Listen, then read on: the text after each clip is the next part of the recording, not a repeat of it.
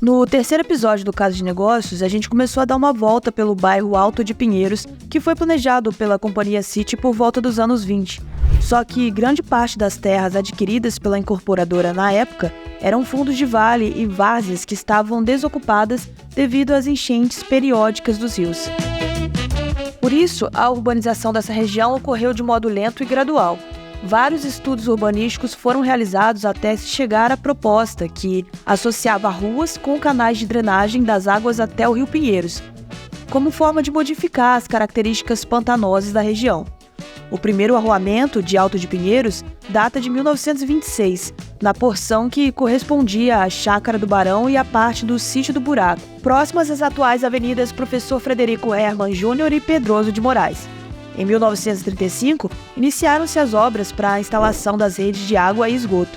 A implantação do bairro só ocorreu após a década de 1940, quando o Rio Pinheiros foi canalizado, por acordo entre a City, a Light and Power e o município. Em seus primeiros anos, a Companhia City atuava em conformidade com as normas paulistanas de construção. Só que, com o passar do tempo, cada vez mais influente, foi conseguindo aprovar mudanças em questões fundamentais, moldando as suas características de construção. Esse conceito de bairro-jardim, por exemplo, acabou por alargar as normas de tamanho de ruas da cidade. Hoje, a sua manutenção em diferentes projetos urbanísticos não é isenta de críticas. Algumas linhas de estudo veem nisso um estímulo ao surgimento de localidades com baixa densidade demográfica, sem comércio nem serviços, portanto, um estímulo ao uso intensivo do carro. Uma das consequências desse tipo de loteamento, segundo os críticos, são ruas vazias e inseguras. Para a Companhia City, na época, era a ideia de viver o campo na cidade. E é para cá que voltamos nesse episódio, na mesma mansão de 7 milhões de reais que ocupa um desses terrenos sem prédios da região. Bem-vindas e bem-vindos à Casa de Negócios, a websérie da Bloomberg Linha, que conversa com os principais executivos e empresários da América Latina. Nosso convidado de hoje foi eleito uma das 500 pessoas mais influentes da região em 2022 por conta da sua chegada como General Manager para o Brasil de uma das maiores varejistas globais, a Shein. Felipe Feisler, bem-vindo ao Casa de Negócios. Obrigado, Ana. Prazer estar aqui com você hoje. Felipe, para começar nossa conversa, eu queria entender um pouco da sua carreira, né? Você que é um ex-Shopee, mas que não começou no varejo. Então, conta um pouquinho aí da sua trajetória até chegar na Shein. Sim. Eu sempre fui um generalista. Eu descobri desde muito cedo. Por exemplo, eu fiz 2 estágios. Eu comecei na Standard & Poor's, que é uma agência de rating global. E depois de 6 meses eu fui trabalhar na Procter & Gamble no Panamá. Então, eu já procurava, assim, uma visão global desde que eu era estagiário. Após isso, eu fui fazer, então, um MBA no INSEAD, que é em França e em Singapura, uma das melhores escolas do mundo, né? E para, então, entrar na Shopee junto com um colega do INSEAD. Na Shopee, a gente foi os 2 primeiros funcionários. E até o fato, assim, de eu ter vivido em tantos países, ter feito o INSEAD, que é o MBA mais diverso, né? Acho que no máximo 5% dos alunos são de uma geografia só, me ajudou a entrar nesse mundo que eu venho explorando, né, de empresas asiáticas. Primeiro na Shopee, que é de Singapura, e depois na Shein, que é uma empresa com sede em Singapura, mas também com grande presença na China. Então, acho que toda a minha trajetória, como eu comentei, até a chegada na Shein, bem generalista, seja geograficamente, seja de atividades bem específicas, às vezes mercado financeiro, consultoria, de empreendedorismo, né, que é necessário, às vezes, em cargos de liderança hoje em dia, essa visão de olhar o status quo e querer mudar. Acho que isso vem bastante do empreendedorismo. Então, tudo isso junto, hoje me traz como nessa posição que eu estou como General Manager na Shein. Nossa, mas muito interessante essa sua trajetória generalista que combina justamente onde você está hoje, né? Eu queria olhar um pouquinho para a sua entrada na Shopee antes de você ir para a Shein. O que te atraiu num negócio que estava iniciando e que era até um certo mistério aqui para o Brasil? Sim, e até para mim foi muito interessante a entrada, porque eu saio do meu MBA e eu volto para o Brasil para empreender. Eu voltei, já estava entendendo, né, o Brasil é bem complexo, como que se empreende no Brasil. E daí um dia eu recebo uma ligação da Shopee, justamente procurando 2 perfis, 2 características numa pessoa, né? Primeiro do INSEAD, porque justamente eles trazem muitos alunos do INSEAD por essa perspectiva, visão global, E também me ajudou muito a minha trajetória anterior, né, com empreendedorismo social e consultoria também. Então eu recebo uma ligação da Shopee e logo quando eu falei na época com o CEO global, o Chris Feng, eu perguntei, mas qual que é a aspiração da Shopee? E ele contou para mim, ficar maior que o Mercado Livre. E eu falei, apesar de não ter sido planejado, eu falei, com aspirações tão grandes, eu preciso ver o que vai acontecer. E acho que de 2019 até agora, quase 4 anos depois, a gente vê o que aconteceu nessa história. Muita coisa aconteceu, Sim, né? exatamente. Inclusive a entrada de outros players, enfim. Como é que foi essa sua atuação? E olhando já um pouquinho para a Shein, iniciar um negócio desse tamanho e com uma proposta desse tamanho? É muito interessante, né? Porque daí você pega tudo que eu aprendi ao longo da minha carreira. E ainda quando eu entro na Shopee, eu ainda estava numa fase de aprender muito, porque foi uma coisa nova e até inesperada na minha carreira. Quando eu vou para a Shein, muda o escopo. Como General Manager, eu começo negócios novos no Brasil. A Shein tinha já o que a gente chama de cross-border 1P, né, que não temos indústria, mas compramos e revendemos. E no Brasil, em 2022, começa um negócio novo que é o Marketplace, que a Shein não trabalhava globalmente. Então, eu entro na Shein justamente para criar um negócio novo que se somaria ao que já estava sendo feito lá na China, lá fora, né? Então, eu entro para criar o 3P, que não existia o Marketplace, e também, mais recentemente, estamos também construindo esse 1P, que é a produção local, com indústria local. Antes da gente entrar um pouco aí na história da Shein no Brasil, quais que você diria que são os maiores desafios de lidar com uma empresa asiática que está olhando para a América Latina, que está olhando para o Brasil especificamente, né? Existe uma diferença aí de cultura corporativa, como que é feita essa abordagem? Sim, é uma pergunta muito boa, né? Acho que sim, existem desafios grandes culturais, de lidar. O Brasil tem uma cultura muito específica, a inserção do Brasil é específica, né? A gente se comporta de uma maneira diferente, mas não julgando, né? Não existe melhor, pior, é só diferente, assim como as empresas asiáticas. E sim, existe uma necessidade de adaptação muito grande entre as culturas, né? Empresas asiáticas, a forma até de comunicação, como é feito negócio mesmo é muito diferente. 2 exemplos, né? Acho que o primeiro, a comunicação asiática, ela é bastante indireta, assim como a brasileira. Então, às vezes eu vejo entre os times como que eu posso dizer? As pessoas falam, acham que o outro lado entendeu, mas na verdade ninguém entendeu. Que eu sempre brinco, assim, que nem um exemplo bobo, mas que no Brasil a gente fala assim, quando a gente vai, às vezes, encontra alguém na rua, fala, vamos marcar um almoço, tal, a pessoa vamos, a gente se fala. Na verdade, ninguém vai marcar almoço nenhum, a gente só combinou. Mas se fosse eu falando, vamos marcar um almoço, tá, nesse exemplo, alguém da China fala, não, vamos, eu falo, vou entrar em contato, o chinês vai esperar eu entrar em contato, né? Então, isso a gente precisa trabalhar muito a comunicação, porque às vezes o indireto e o recíproco é verdadeiro, né? Às vezes o chinês é indireto, a gente entende alguma coisa e na verdade significa outra. Então isso tem que ser muito bem trabalhado. E o outro aspecto que tem que ser trabalhado também é a forma que se faz negócios. O chinês, assim como o americano, ele, como que eu chamo, ele é task first. Ele começa a fazer as coisas, vai aprendendo conforme faz. A cultura brasileira, a gente precisa entender o que vai ser feito antes para depois fazer. Então existe uma certa frustração entre os 2 times natural dessa diferença cultural que a gente tem que aprender a trabalhar junto. E a gente observa e no final aprendendo, criando formas de trabalhar junto, tudo dá certo. E é curioso que você tem uma trajetória muito única nesse crescimento explosivo dessas empresas, né? Porque justamente você veio de uma das maiores, que mais cresceu, e agora você está tocando a operação no Brasil de uma gigantesca varejista que, inclusive, fez até com que a gente tivesse uma pequena crise no governo no início do ano, e eu quero falar muito sobre isso depois.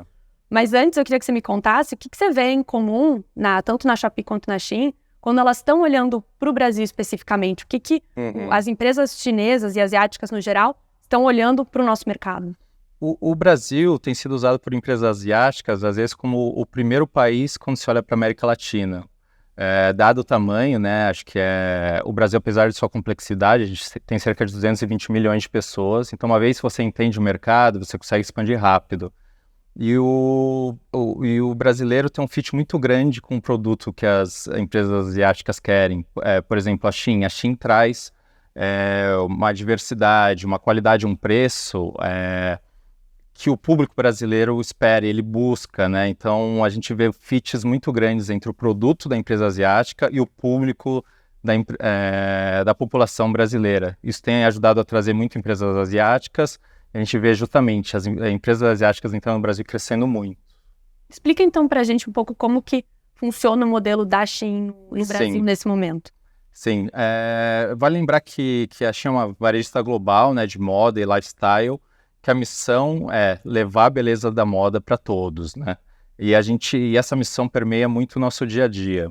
Então a Shein vem para o Brasil para justamente diversificar, né? A gente tinha a importação, o business cross-border, que é um sucesso, que traz essa variedade, qualidade e preço que o público nacional procura. E a gente começa os 2 novos negócios no Brasil, o Marketplace e um P-Local. Trabalhar localmente, acho que a gente consegue trazer uma gama nova de produtos, né? O Brasil, como eu falei, é muito específico.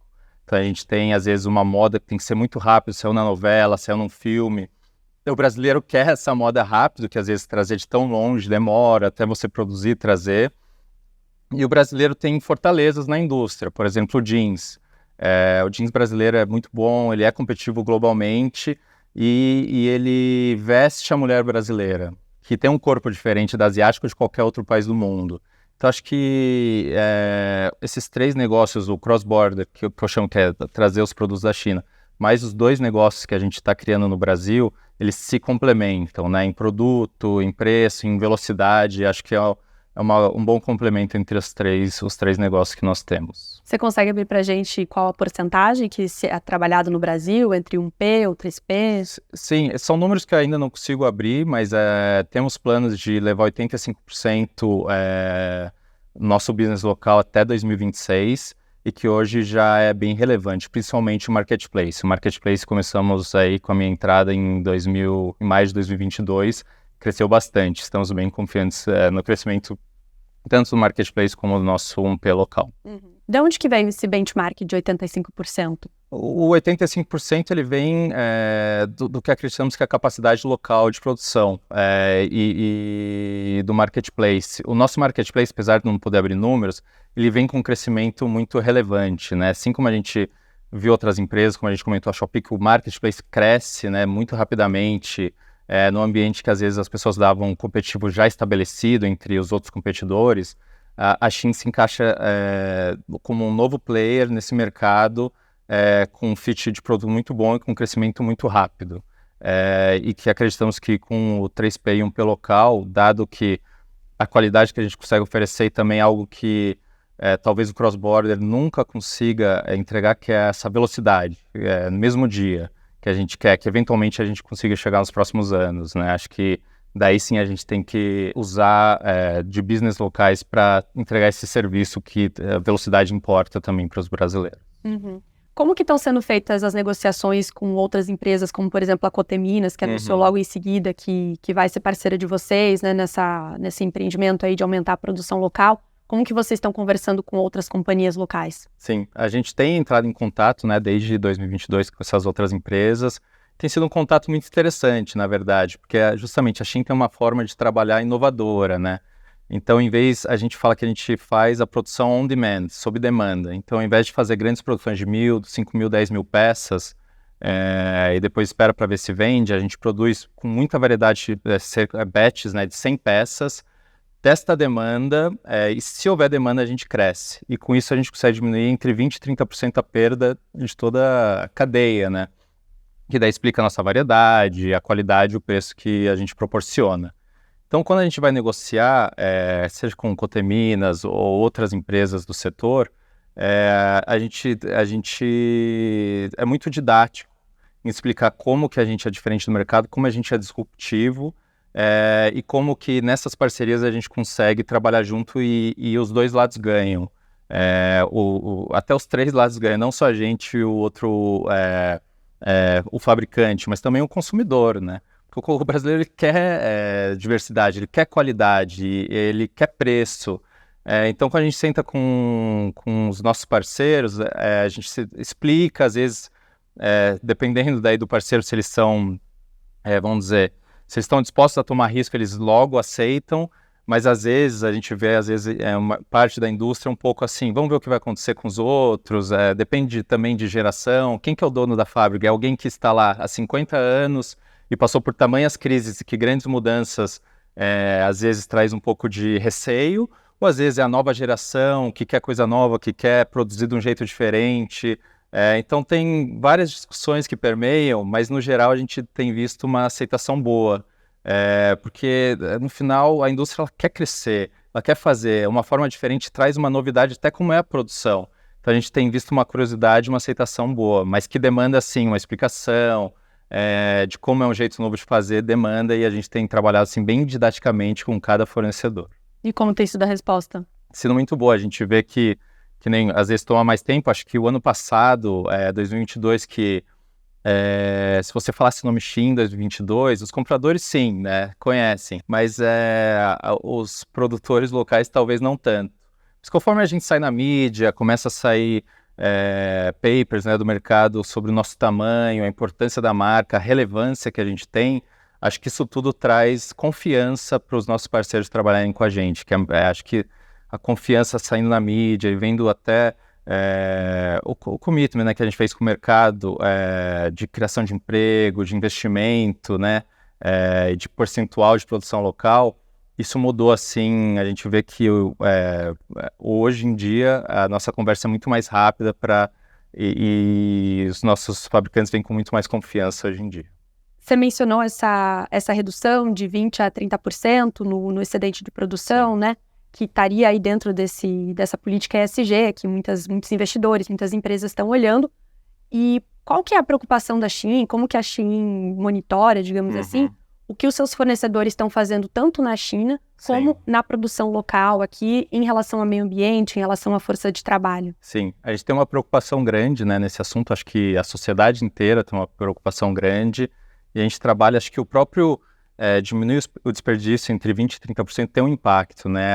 A indústria da moda é conhecida assim, é intensiva em uso de tecido, mão de obra, então a gente diminui já o impacto em diminuir o desperdício em 20% a 30%. Nós temos várias frentes também, a gente pode mencionar aqui a utilização de tecidos sustentáveis, circularidade da moda também. A gente tem iniciativas hoje mais nos Estados Unidos que a gente quer trazer para cá de circularidade, né, da moda. A gente tem iniciativa de diminuir o gasto energético nas fábricas também.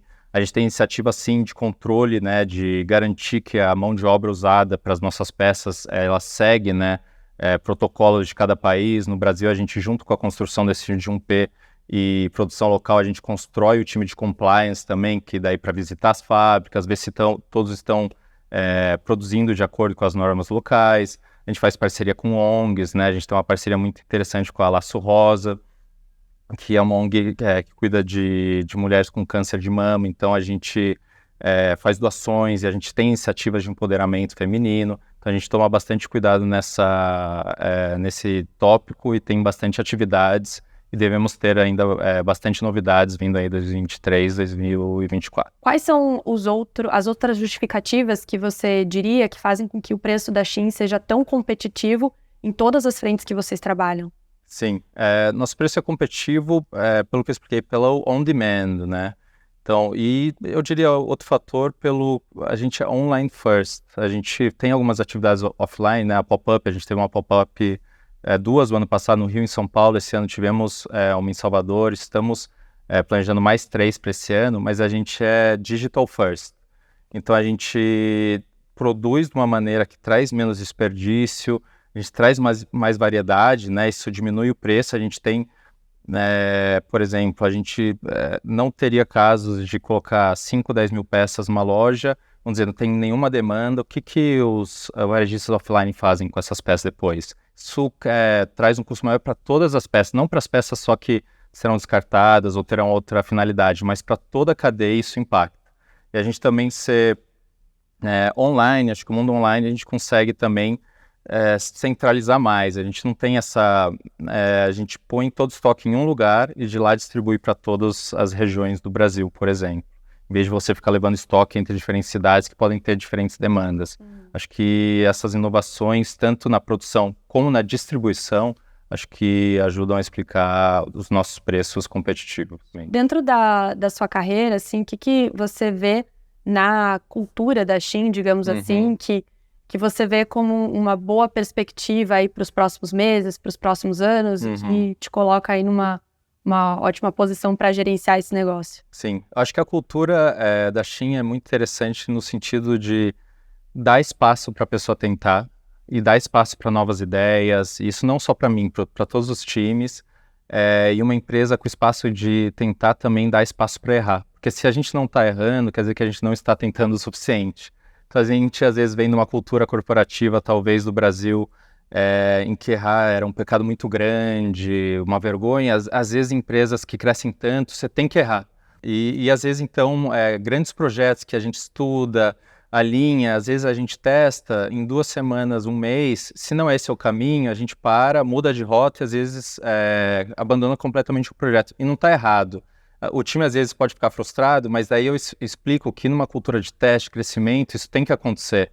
E isso dá abertura também, às vezes, de projetos pequenos, ideia de alguém que eu falo, testa vocês primeiro, vão ver, viram grandes ideias que às vezes dão em projetos com resultados muito grandes. Então essa cultura da abertura, testar e errar é muito boa, traz crescimento e acaba sendo muito leve, né? Porque você trata o erro como algo natural e que traz, assim, o melhor das pessoas e traz essa vontade de testar sem o medo de errar.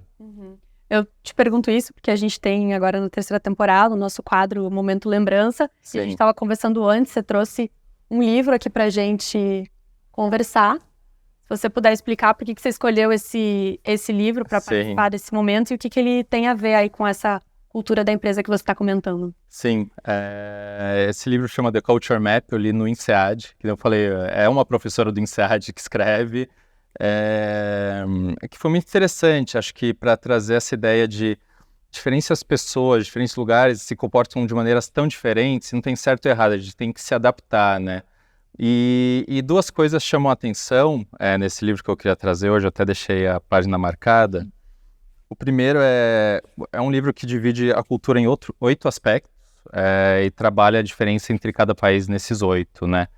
Desde comunicação, como que você dá feedback, como que você faz a persuasão, se a liderança é igualitária ou hierárquica.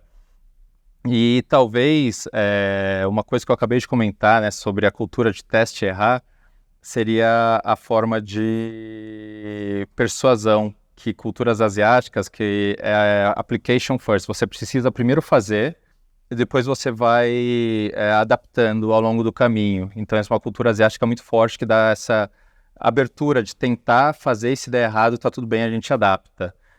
E a questão aqui, daí ele fala da liderança, né, que no Brasil e a liderança asiática, né, China, Singapura, é hierárquica, uma forma de decisão às vezes mais top-down do que democrática, por exemplo, em culturas dinamarquesas, suecas, em sociedades muito igualitárias, até a forma de decisão é democrática, você põe todo mundo, as pessoas entram em consenso. Em outras sociedades, asiática e a brasileira é um pouco mais top-down, né? Existe uma discussão, mas a decisão vem centralizada do líder. Outras coisas que chamam a atenção aqui, que eu acho que é muito interessante, é o tempo, né? Que o tempo pode ser linear ou flexível. O tempo para o brasileiro ele é flexível. A gente fala 2 da tarde, se chegar 1h55, 2h05, e vale para reunião também. Isso bate muito bem com a cultura até chinesa, que é um pouco flexível. Existe flexibilidade nesse aspecto se você comparar com uma cultura alemã, que assim, 2 horas, ou Suíça 2 horas, a gente começa e tem que estar lá. E outro aspecto interessante da comunicação específico, né, que eu comentei, e é importante esse texto porque sobre a comunicação, a autora, né, ela até comenta especificamente os brasileiros e os chineses. Então, abre aspas, ela fala que em times multiculturais, a maioria dos desentendimentos são entre pessoas que vêm de culturas de alto contexto, ou seja, indiretas, mas com raízes diferentes. Porque um brasileiro é indireto com um brasileiro, ele entende um chinês com chinês entendia. Agora, um brasileiro com chinês, eu falo uma coisa indireta, ele não morou no Brasil para entender. E ela fala assim, então, such as, por exemplo, brasileiros comunicando com os chineses. Então, isso está no livro. Quando eu li isso, eu tirei print e já mandei para todo mundo. Isso ajuda até quando existem tensões entre os times, que saem de reuniões que aparentemente alinhou, no final ninguém alinhou e um começa a apontar o dedo para o outro. Daí eu, muitas vezes, principalmente no início, eu entrava até a relação entre os times e falava, pessoal, todo mundo quer fazer acontecer, todo mundo está no projeto, e às vezes o que não está acontecendo não é que um não quis fazer, é porque foi um desentendimento natural entre comunicação. E isso ajudou a diminuir muito a tensão nos primeiros meses. Então eu comprei esse livro, entreguei para todas as lideranças brasileiras, lideranças de Singapura, chinesas que vieram nos visitar, até para a gente entender e trabalhar melhor junto, e funcionou muito bem. Para ver se a comunicação... Exatamente, melhor, assim. E quando a comunicação não fluísse, que as pessoas entendessem que poderia ser meros desentendimentos de comunicação, muito mais do que desentendimentos de o que fazer, como fazer, que no final todos queríamos fazer, tinha um sucesso no Brasil, né? Você diria que esse é o maior desafio da sua carreira até agora? Eu diria que sim, eu diria que tudo que eu passei, todas as experiências, desde o estágio, consultoria, mercado financeiro, depois empreendedorismo, né, que eu fiz, o MBA, sendo dos primeiros 2 funcionários da Shopee, né, junto com um colega, acho que tudo se amarra para eu vir para a Shein e ajudar a empresa a crescer aqui no Brasil. Eu acredito que é o maior desafio, muito feliz de ter aceitado esse desafio e muito feliz do estágio que a gente está e com o grande crescimento que teremos pela frente. Perfeito, Felipe, muito obrigado pela conversa e desejo muito sucesso aí na sua carreira e também para a Shein nos próximos anos. Muito obrigado, foi um prazer.